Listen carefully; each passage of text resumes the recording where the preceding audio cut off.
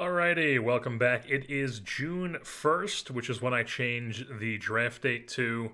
Uh, Pat Holden, my guy, always does that, so I do it as well. It's something I've adopted from watching his series throughout the years. I just really like having the draft set up at the beginning of June because same reason he does it, because it gives your guys that you draft more time in the minor leagues their first year. And yeah, so June 1st, is our draft date. And as you can see, the Los Angeles Angels are not doing so hot. 23 and 24, currently in fourth place, 9.5 out. Not looking great here for our playoff chances here in year one. Take a look, a little bit of a look under the hood here. You can see April, May. I mean, it's not like we had one bad month and one good month or something. It's just we've been consistently a not good team. Just not great anywhere really. Our Pythagorean is one game better than our actual record, so not really great. But we have an interesting hitting situation going on where we're third in OBP, we're fourth in OPS, we're third in WOBA. We're tied for first with the most home runs. We have the second most walks. We're swiping a lot of bags. Not getting great value out of the swiping out of the bags, but we are swiping a lot of bags. We also are striking out a lot of guys pitching, but literally with pitching, nothing else is going right. We are just bottom of the barrel arms, except for strikeouts. And then with the hitting, even though with all this getting on base and a solid OPS and WOBA and the most home runs and the third most stolen bases, it is just not resulting in runs. As you can see, we are 11th in runs scored, 11th in WAR, like no extra base hits. So it's like home runs and singles and walks is what we're doing here. No doubles, it seems. We're striking out a ton, which I guess makes sense with some of the guys we have in our lineup here. And then also just hits overall. So it's like we're hitting home runs and we're walking, but doing nothing else and not driving in enough runs. It's not gonna get it done. And even if this kind of came back to middle of the pack for runs scored, we're not going anywhere with this. With this absolute bottom of the barrel pitching, it's not happening. Let's take a look at some of the guys that have been performing for us. Right now, we got a couple guys on cold streaks. They are just recently on cold streaks. We have some other guys that were on fire, though. As you can see, Logan O'Hoppe tearing the cover off the ball, 146 WRC plus 13 home runs here. Just a fantastic start to Logan O'Hoppe's 2024. Very solid to see that, as we want him to be our catcher of the future for the foreseeable future of this franchise, of this save. Even Matt Tice has been doing things in limited time as a backup. Charles LeBlanc has been doing what he does against lefties in that lefty platoon, a 196 WRC plus, very limited splits, but still, he gets in there against lefties, he gets hits. That's what he does, a 532 on base percentage. Miguel Sano, it might be time to possibly look into doing something else about the DH here. 46.5% strikeouts. Not good at all. That is literally unplayable. Only 6 home runs, a 74 WRC plus as the DH is just not going to do. So we are definitely going to be addressing the DH spot here moving forward. And then first base, Nolan Shanuel, 15 home runs, 126 WRC plus, much, much, much better than he's doing in real life. Not striking out a lot, walking a ton. Love to see it. This is ideally what Nolan Shanuel is. Hits home runs, gets on base. Love to see it. What can I say? He's doing solid. We'd like to see it. Brandon Drury was around league average, but as of recently, he's kind of fallen off. We should take a look at his splits here. Yeah, you can see April, he was solidly above league average, and he just had a rough go of it in May here. Not great there, but he is like flip-flopping and playing even amount of time here with Rengifo, who is sitting around league average, and actually, as you see, won MLB Player of the Week at one point. Rendon, just not getting it done. You can see here at 75 WRC plus, not walking, not hitting for power. It's just, it's not looking good for Anthony Rondon here. The guy doesn't love baseball. We want guys that love baseball here. As you can see, we've actually dropped him. We're going to have to switch that, but we've actually dropped him in the order. He's down to 8th because Neto was tearing things up in that 8 hole as we moved him to the leadoff spot. As we can see, 121 WRC plus, 9 home runs for him, 11 doubles. Solid showing for Zach Neto. Also 10 stolen bases. But once again, not a great... or no, that's defense, what am I saying? Not a great defensive rating. Defense has been an issue for sure here. I do like to have good defense on my teams, and that is something that we will be looking to address, and hopefully that will also help with our pitching. Probably not something we can address here this season, but that is definitely a priority moving forward for us. Defense is something that I take a huge priority in, because it just makes everything else easier, in my opinion, if you have a good defense. Aaron Hicks has dropped out of the starting lineup, but he was, like, serviceable. You know, he was walking a decent amount. You know, I guess, you know, doing what you can expect from Aaron Hicks at this point in his career. But he is now our bench bat, as we've had a couple injuries. As you can see, Mickey Moniak is up. He's only played 6 games, not really doing anything, but only 6 games. Joe Adell has been up for 8 games. They're playing left and right field, respectively, while Mike Trout is having an interesting season where he's not hitting for average, not getting on base at all that great clip, but he's got 12 doubles, 16 home runs, 121 WRC plus. Still a solid season. Not the greatest defensive center fielder, but, you know, still fine enough to play center. And he hasn't gotten hurt, so that's great to see. Mike Trout, just, you know, maybe pick it up a little bit, but, you know, keep doing what you're doing at least, because we would like to see these numbers, the average and OBP, get up to Mike Trout level, and not whatever this is, where he's just sort of a guy who just hits home runs and just makes hard contact but doesn't really do much else. And then, like I said, we had a couple guys who got injured. One of them was Taylor Ward, what we actually did was we wanted to get a 4th outfielder up, so we got rid of Adrianza. We DFA'd and cut him. We just outright released him because there's just no room for him on the team, and Adrianza is no longer on the team, so he is no longer in the organization, and then Taylor Ward got hurt. He has 2 to 3 weeks left on the injury, so we... once we cut Adrianza, we got Adell up as the 4th outfielder because he was tearing up AAA. If we go back here, we look at Adell's AAA numbers. I mean, just tearing the cover off the ball in Salt Lake. Obviously, Salt Lake, their numbers are a bit inflated down there in the Pacific Coast League. A bit inflated. But, you know, still, 184 WRC plus is absolutely insane. So he's up playing right field for us. And the Mickey Moniak was similarly tearing things up, and that's why we decided to call him up once Taylor Ellis will call them O-Ward. Pato Award. Taylor Ward got hurt. We called up Mickey Moniak, as he was similarly tearing up AAA. Don't really know why he wasn't on the big league roster to start. I don't know if that's actually how it was in real life. I'm assuming it was, because OOTP is usually pretty good about that stuff. But, you know, he wasn't on the big league roster to start, tore up AAA. Now he is on the big league roster while Taylor Ward is hurt. And, like I said, Hicks is now the bench bat. You can also see we had a pitching injury, Griffin Canning, who was fine, you know, league average pitcher, a little bit below league average when it comes to FIP. But, you know, he was solid. He was doing his thing. He was being Griffin Canning, but he strained his oblique, so he is on the IL now. And if we take a look at our pitching staff here, just very nasty, not great. Tyler Anderson, you know, pitching innings, but, you know, league average pitcher when it comes to FIP, not great ERA.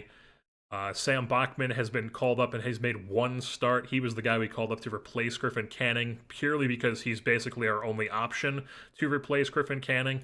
As if we look down on AAA here in Salt Lake, not a lot of great options here in the rotation. It's like Kenny Rosenberg could be a guy, not really doing it in AAA, so, you know, not really looking to call him up. That is one thing I really don't like, to get off topic here, about being teams in the West Coast, is that they are in the PCL, and PCL pitchers get shelled.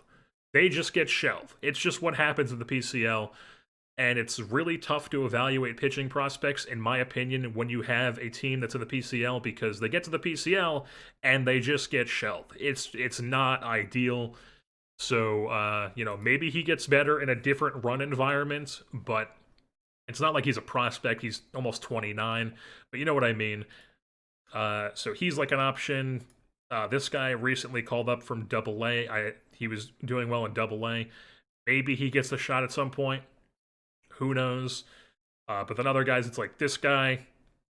I mean, he's fine, I guess. Tyler Thomas, not really a major league arm that I'm looking at. Nope, Adam Simber, who I sent down.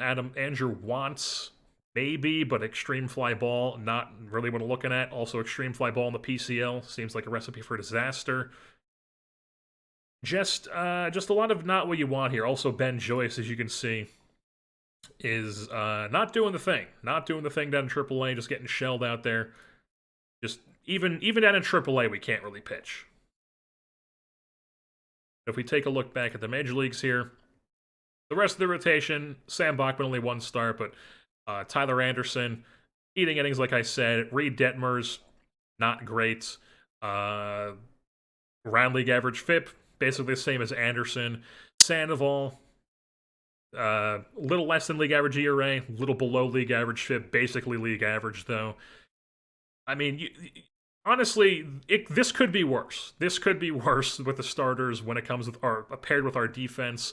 Obviously, you'd like to see better, but it could be worse. Maybe that's me being a bit insane here, just knowing what we're getting into here with the Angels. But that is the state of our rotation. And then when we take a look at our bullpen here, we've made a few changes. Stevenson came back from his injury. He took over as the closer. Not really sure why he hasn't gotten a closer opportunity. I recently did that because he was up being the setup guy. And Estevez was kind of falling off a little bit as the closer, so he made the switch to swap them and made Estevez the 8th setup with the closer secondary role. And then Stevenson just kind of hasn't gotten a save yet for whatever reason. Matt Moore is still in the 8th role, not really doing great, but we don't really have too many other guys to put there because I like having the righty-lefty in the setups. Jose Soriano has been solid as a middle relief, use more opener guy. I guess ERA, not great FIP though, but I mean, he's a fine bullpen arm. Suarez has been getting rocked as our lefty specialist. Luis Garcia has been getting rocked as we moved him down from the setup role. We claimed Garrett Clevenger at some point from the Tampa Bay Rays because they waived him. And he has been quite solid for us, actually. Now that I'm looking at this, we're actually going to make a swap and have Matt Moore as a middle relief and Garrett Clevenger as the 7th inning setup guy. So that's, as you can see, like I said, Garrett Clevenger, been solid. I don't know why I'm scrolling down. We can see it here. 121 WRC+, plus, striking out a lot of guys, not walking a lot of guys. What else can you expect from a reliever? He's doing his job, but, having one guy who's being, like, a solid reliever is not going to make your pitching staff great. Plesac is the, mop-up long relief guy. He's been fine in that role. He's just the guy who gets in there to throw innings when we're down. But aside from that, not a lot of stuff going on here. Let's take a look at Soriano as a starter. I mean, he's been much better as a reliever, so I think what we're going to do here is we are just going to have Sandoval just straight up be a starter. I don't want him to be a follower. We're just going to have him be a starter. That's what he is. He's fine enough. He's going to start. That's what he does. And Soriano, instead, we are going to turn into a setup secondary role. And with Matt Moore, so we have a righty and a lefty secondary role guy in the middle relief. And yeah, that's what the team is looking like. Not great. Probably going to be looking to trade some guys here once we get to the deadline. At this year, you can see our budget situation is not great. But that should clean up a bit once we get rid of some of these guys off the books for next year, like Matt Moore, not going to be on the team next year. Brandon Drury, Carlos Estevez, Luis Garcia, Cicerno, Simber. Oh, that's another thing. Cicerno was not pitching great so we sent him down to AAA. He's been good in AAA, but he was obviously a very limited sample size. But I forget what it was exactly that we sent him down for. It might have been the Stevenson coming back. I think that's what it was. But we did something, or it might have been when we claimed Clevenger. But anyways, he is coming off the books. And then Plesac, probably not back next year. A lot of these guys aren't really people I'm looking to bring back. Sandoval is somebody who ideally is probably on the team next year. We'll have to reevaluate once we get to the offseason, obviously. Rengifo is probably somebody I'm moving on from. Probably going to get some type of value out of him rather than having an $8 million bench player. But yeah, basically, a lot of these guys coming off the books, and we'll see how next season goes.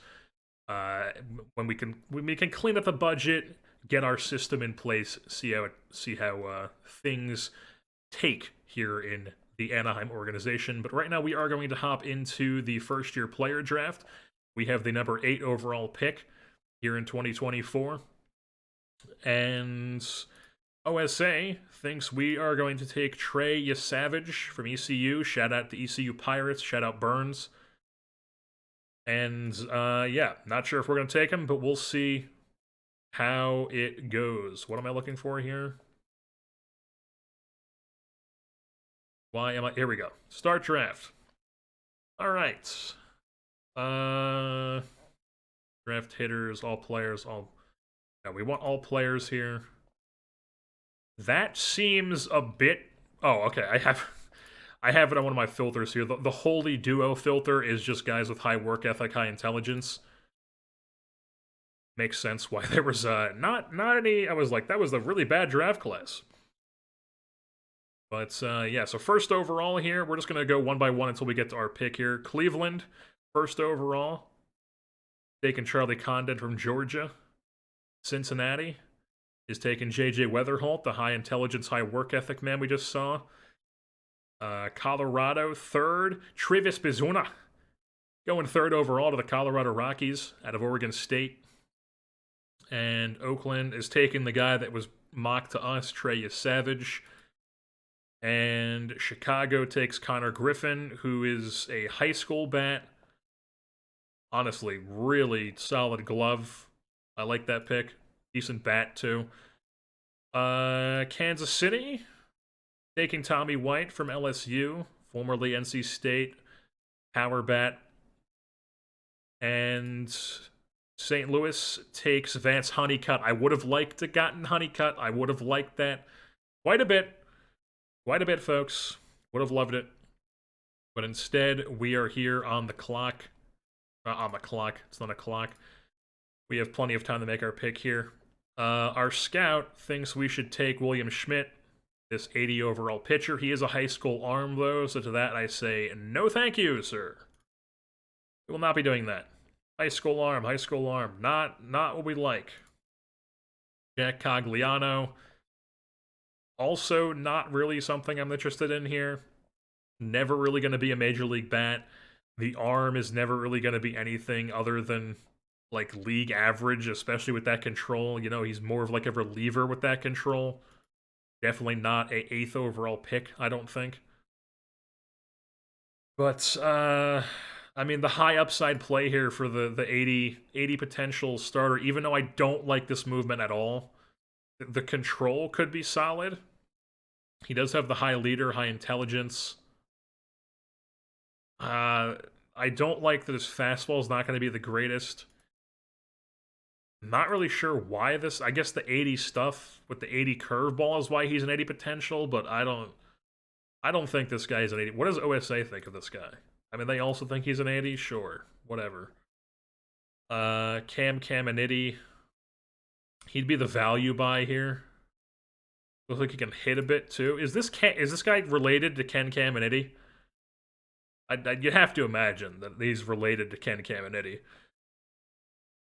in some way, maybe a nephew or something. I don't know, but looks like he's a bit of a two-way player here. Has a bat, has a decent arm. Interesting. High work ethic. We do like that. Never really gonna throw. Doesn't throw too hard right now, but Movement's above average, stuff 70, controls about average, but the pitching, not a great fastball, good secondary pitches. Maybe. Ryan Sloan from Wake Forest. I mean, all these high school pitchers are like. First of all, I don't like high school pitchers at all. I mean, there's no such thing as a pitching prospect. I don't want these high school pitchers. But I mean, with our situation here, it looks like these are like the best options. I haven't really gotten down into these college guys quite yet because the college guys are usually lower ceiling, higher floor. As you can see, somebody like Peyton Stovall probably wouldn't mind, but I'm kind of trying to get away from because I do like the college arms, the college bats, but I'm trying to maybe get away from rushing guys to the big leagues like the Angels have been doing. Not that we would have to necessarily rush Peyton Stovall to the big leagues, we could let him develop at his own rate. But he is also a guy who's probably just a first baseman. Probably not really what we're looking for there. Probably not a first round pick here. Jonathan Santucci from Duke. Interesting arm. Probably not a first round pick unless he was a guy where I might look at him in the first round if he was to have like the holy duo here with work ethic and intelligence, but he does not have that. So really, it's probably a high school arm that we're looking at here. And I'm probably leaning Caminiti. I should probably just lean to what my scout wants, though. Because we do have plenty of budget to get what we want. I don't even know who this guy is. From Oregon. That's probably on me for not knowing who he is, but you know, I've never heard that name before. High school bat from New Jersey. Shout out Jersey. Disgusting IMG Academy, though. I don't like that. Not a true New Jersey guy. That's some Jay Groom shit if I've ever seen it. Boston Bateman, no. Yeah, we're just gonna go with our scat wants here. We're gonna take William Schmidt. Don't love the high school arm, but we're gonna do it. As we move on to our second round pick here, Cam Caminiti's still there. Still there. And our scat thinks we should take the guy from Wake Forest instead. Or the guy who's committed to Wake Forest. From Elmhurst, Illinois. Not a very Illinois town name. It's not something that's like or it's not something that's like geologic or geographical feature. Geographical feature. It's not River Forest. It's not Oak Park. It's not something like that. But honestly, I think I like Caminiti better, even though he is 17, almost 18. But high work ethic. This guy has high work ethic too, but he has low intelligence. He does have high leader though. I mean, they're both just like total toss-ups, obviously. I was saying this guy is at Oregon, like he's at Oregon right now. He's a commit to Oregon. Okay. I mean, this guy. Honestly, this guy is like a high school arm, but he's already a little bit developed. He's already got 40 movement, 35 stuff. His fastball, slider, curveball are already at like a decent spot as an 18-year-old. The control could get up to 65. Thing about him, though, is he does not have the greatest work ethic and intelligence. I don't know. I don't know. I feel like I'm still leaning this guy. Love that he's a switch hitter and he doesn't hit. But I feel like I'm leaning this guy over somebody like Caminiti. Even though Caminiti does have the possibility to be like a bat. I mean, he'd never be more than like an average bat. Two-way guys aren't my favorite in this game because it's kind of tricky to really get like the most value out of them unless they're obviously like Otani level.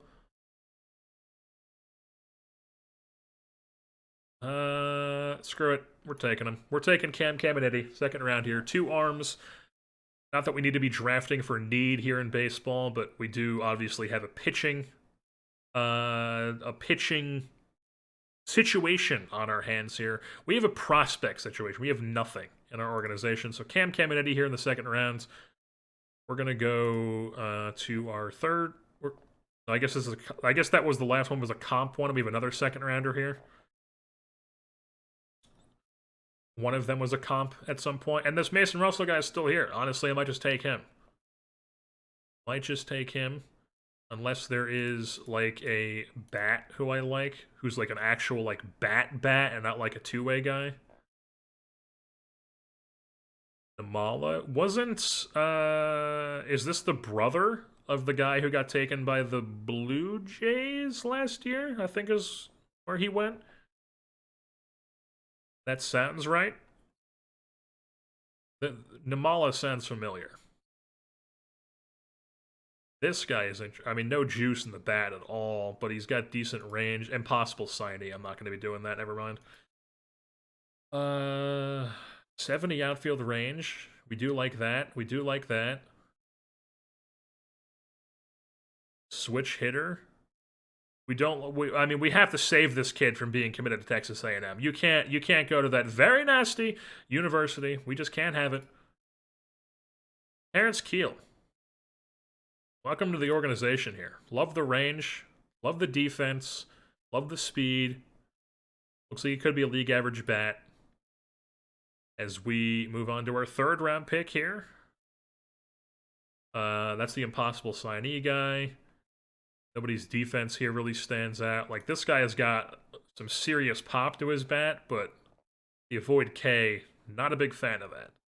I feel like I used to be a bigger fan of guys with big power who struck out a lot, and as I've played more of this game the past few years, I've really started to lean towards defense and just guys who are able to make hard contact and not necessarily power. Sometimes it kind of costs me when it comes to like making deep playoff runs because we don't have like that ability of like the 3-run home run at all times. But we sure do win a lot of games in the regular season with the way I build teams. And just kind of get a bit unlucky in the postseason. But Mason Russell's still here, so we're just going to take him. He's that high school arm who's already quite developed. And just see, maybe we can get something out of him. Move things on round 4. The Big Bopper is still there. I mean, we might take him. Just because, you know, having a Big Bopper is never a bad thing. My scout thinks we should take the best available pitcher, the best available high school pitcher. He also already quite developed a little bit. 35, 30. It's not 20s. Is really what I'm looking for. It doesn't have like 20s and anything here. So, I mean, I might just go with what my scout thinks. We're going to take best available pitcher here. Boom. Welcome to the organization. We're on to round 5. Scout thinks we should take Landis Davia. Committed to Mississippi State. Corner outfielder. Looks like he can play a bit of corner infield as well. Don't hate that. Decent power bat. Not as big of a swing and miss guy as the other one. But, any holy duo guys? No. I probably do like this guy, lefty batter, more than I like this guy, purely because his swing and miss is going to be a serious issue. And let's compare them. Harlan and Davia. Okay. Maybe I'm just crazy here. I mean, Davia is a bit more developed than Harlan. Like I said, I don't like when these guys have the 20s. Because I mean, he hasn't developed the contact at all at this point. Like, they don't think he's developed at all.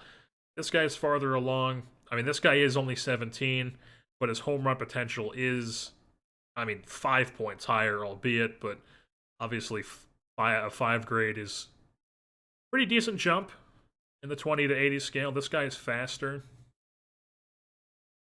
Defensive ratings. Interesting. Wait, can one of these guys pitch? No. Pitching ratings. No. Okay, so he's just good defensively at pitching, but he can't actually pitch. Interesting. Well, this guy, we're taking Devia because he's more versatile. That's our man. Can we please go back to the yes, continue draft. Landis Devia, the lefty power hitter, corner infielder, outfielder, is our 5th-round pick. We move things on to round 6, and we're to the point now where it's like a lot of guys who we're not the most excited about. Arnold Abernathy, we do like the 60 infield range. Only wants slot. And he's got 65 outfield range. He's got good speed. The gap power being 20 kind of scares me a bit, but Ethan Murray, power hitting shortstop.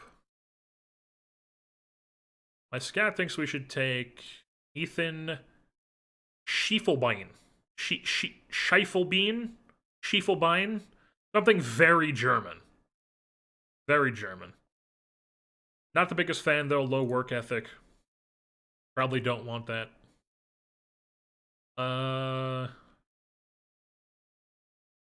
The ground ball hitter type than this guy I don't like. Brendan Lawson. Who's this guy? Canadian left-handed hitter. I don't like to stock up on too many lefties because then we end up in a situation where we just have the few years down the line, all our prospects are lefty guys. Carson Messina. No. Chase Harlan.